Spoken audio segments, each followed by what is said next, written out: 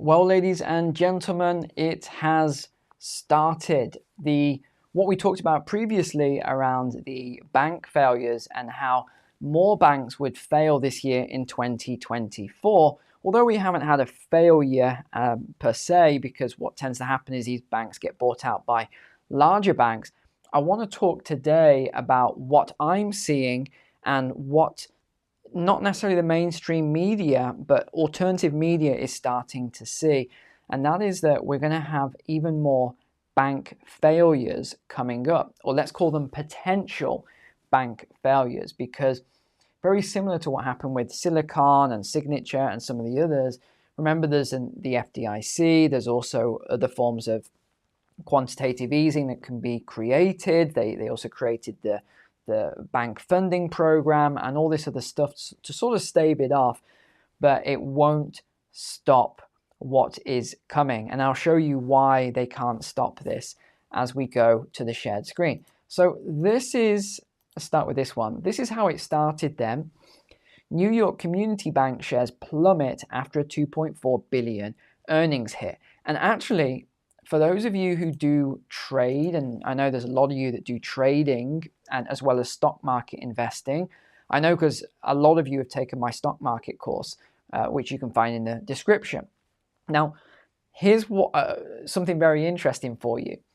If you are trading, I want to show you something that I'm surprised is going on right now. And this is looking at the stock price. We're going to cross-reference it to the banks that I think are in big trouble. So let's do that now then. And then I want to show you at the end of this crazy story about a lady who got arrested for removing people that had just moved into her house after two days. They just squatted after 2 days. She's the one that got arrested. I've got to tell you about that as well on today's video. But this is what happened then. There was a New York Community Bank got really, really badly hit. And this is what happened if we look at the share price then, New York Community Bank here. Let's look at year to date. And we can see, well, you can see here, down 65%. Now, the reason this is crucial, and I want you to pay careful attention, whether you are an investor, whether you're a trader, whether you've got a pension, you've really got to check where your money is right now. And this is why. This is the chart of the US banks with the highest commercial real estate exposure. What did we say that it was? New York Community Bank Corp. Where is that on here? Let's have a look. And is on this list. I think I just went past it actually. It's on this list. What else do we have on this list? We have Bank OZK, Home Bank Shares, Pacific Premier Bank Corp. Now look at their exposure to this commercial real estate, what they're called CRE loans, commercial real estate loans. I want you to really pay attention to this because they're all small and regional banks. They're not the huge banks, which I'll show you afterwards. This is the huge bank exposure. You look at this. Now, here it is, sorry, New York Community Bank Corp here. They had a 57% exposure. They announced their earnings for the quarter. So they announced that in Q4 2023, they took a $2.7 billion loss. Now, people were surprised by this. The stock obviously crashed down. People were surprised. I was sat there scratching my head going, how are they surprised? I mean, I was really struggling to understand how all these analysts and how all these hedge funds and the pension funds were in shock. And there's all these interviews. I'm in shock. We just didn't see this coming. Are these people stupid? I mean, how could you not see it coming? You only have to look at these charts. It shows you their exposure to the CRE loans. How they could not see it coming, I really don't know. So here's what I've done for you today. I've gone over this and I've looked at, so here we go, for example, Bank OZK. So Bank OZK on here, this is one of them. Now let's look at their year-to-date stock price. In fact, let's look at the 5-year stock price so we've got a greater breadth of it here. And look where the stock price is. They have the largest exposure to these commercial loans, and look at their stock price. In fact, let's look at the 52-week high here, 52.36 per share, and the low was 30.72 per share. Where are they today? They're at 42. So they are well within the range here, and yet they've got this massive liability that's just waiting to hit them because all of these loans are going to roll over. Let's look at another one, home bank shares. And we go to the chart, home bank shares. Let's look at the last 5 years. Again, what have we got here? They have a $23, $24 share at the moment, so $23 per share. Their 52-week high is $25. So that means over the last year, their high was $25. They're at $23 today, and look where they are on this list. This is about to roll over. 22 billion of assets, and 63% are in these CREs, commercial real estate loans. How are people not noticing this? I'm just absolutely amazed that they're not noticing it. Another one, Pacific Premier. Now they're down. Let's look year to date. They have dropped down, so people are obviously noticing what's happening here. $22 share price, 52-week high of 30, 52-week low of 17. So some people are obviously noticing. Maybe their earnings have just come out. I'd have to look into it more. International Bank Share Core, let's look at them on a 5-year. So International Bank Share, now let's look on here.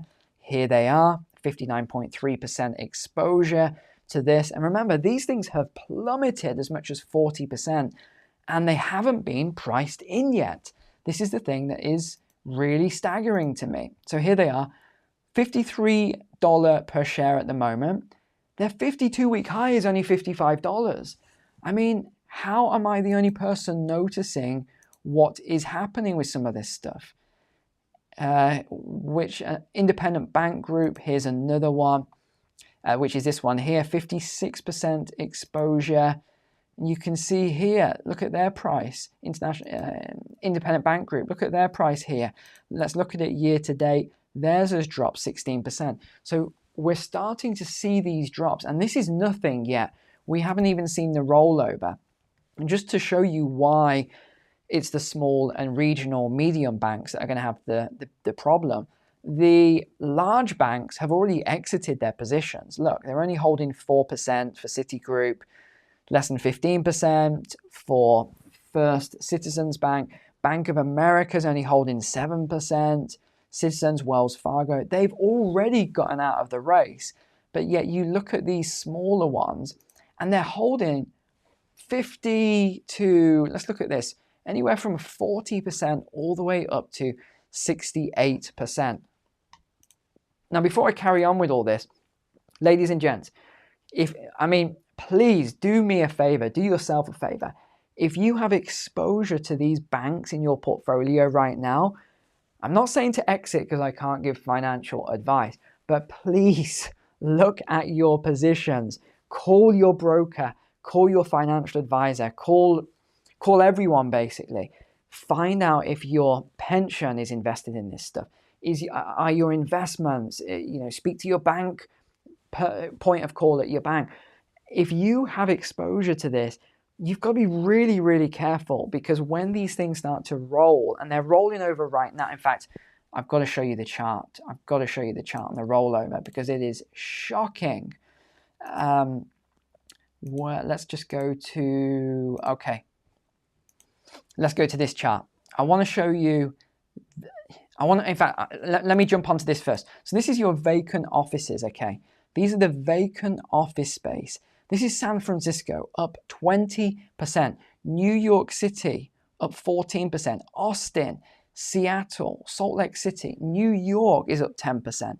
Phoenix, Columbus, look at this. It is unbelievable. 18.6 national average vacancy rate in the US.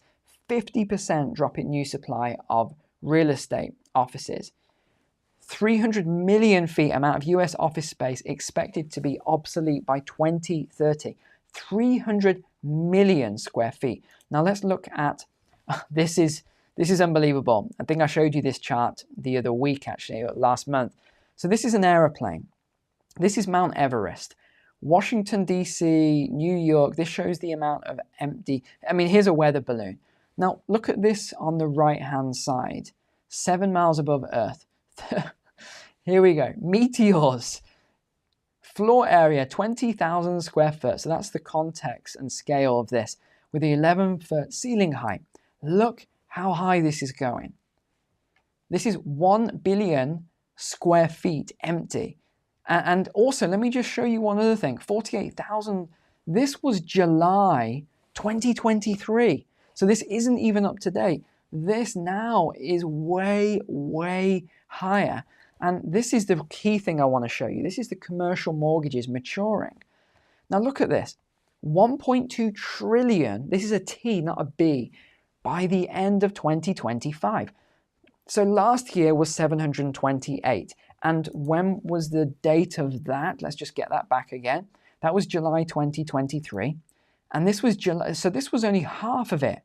Half of this number, 728 billion. So whatever that was then, this huge tower here, well, you can increase that with this amount as well. Then 2024, we've got all of this. And then 2025, we've got all of this. Look at this, all the way through to 2030. This is all maturing. This is going to be an absolute bloodbath in the commercial real estate sector. That's why I needed to make this video to say, please call these people who look after your investments or whatever else. If you've got exposure to this, this is going to cripple some of these banks. It's already crippled a lot of, and the other thing I want to just share actually, if you think about, because I keep seeing these comments where people are getting it completely incorrect. They say, oh, Neil, you know, this isn't a problem because the bonds are starting to move and, you know, the bonds will be corrected, all this sort of stuff. This is nothing to do with US securities. It's nothing to do with bonds. This is commercial real estate loans. I've got to make this clear because I keep seeing it every day in the comments. Oh, Neil, it's all going to be fine. And Jerome Powell said this and blah, blah, blah. This is completely different. The bonds issue still exists. This issue is all the real estate. There's just no possible way. I mean, I would give this 100% certainty that this is not going to be fixed. And the reason it can't be fixed is because there isn't the demand anymore for office space. Yeah, there used to be loads of competition. Everyone wanted the best office space. That isn't the case anymore. Companies are not only firing workers, replacing it with AI. We've seen this. We've talked about this on other videos. They're doing that, but they're also letting people work from home, more remote work and everything else. It saves the company money, adds to their bottom line, increases profitability, pays out more on dividends and pays more to the shareholders. That is what the company is focused on. Okay, let's go back into it a second then. So these are all your charts. I mean, look at this current loan balance. This is 2024. This is the current loan balance. This is going to be, and look at the issuance actually. So this was your issuance in billions going up to 2007. It dropped off a cliff in 2008, 2009, 2010. Now you look at this chart here and you look at 2023 where it went up to, very, very low levels of issuance because they know where it's going. And then we can even break it down by property type. If you actually invest for yourself and you're doing a lot of this for yourself, look at where this is going to be rolling over. The biggest one is multifamily in 24. It's also the biggest in 25. Hotels this year, industrial, office space, other retail as well, even self-storage. This is all going to be rolling over. And you can see the breakdown. This is on cred-iq.com if you want to go over this in more detail. I'll just show you the top. So you can do a search for this. I can't post links, as you know, because Google doesn't like that. But it's this article here if you want to go into a real deep dive on all of this. And then it shows you even more. We could go on forever on all of this. The analysts, again, have got it wrong. These loans that rolled over in 2024 were not paid off. Everyone keeps saying they were paid off. They weren't. They extended them in order to avoid this massive default. So that was the other thing that happened. And here, in fact, make a list of all of these. Take a screenshot if you want. I'll just scroll down slowly so you can get all of them. This is just 20 of these banks that you need to check for in your portfolio, okay? These are 20 here Let me just go back to number 1 in case you missed the screenshot. You can take a screenshot of this and do a check of these. And finally then, I just wanted to show you, because no wonder New York's having problems. This was a lady who got arrested for removing squatters from her own home. They'd only been there 2 days. And trying to steal my house. Yes, you are.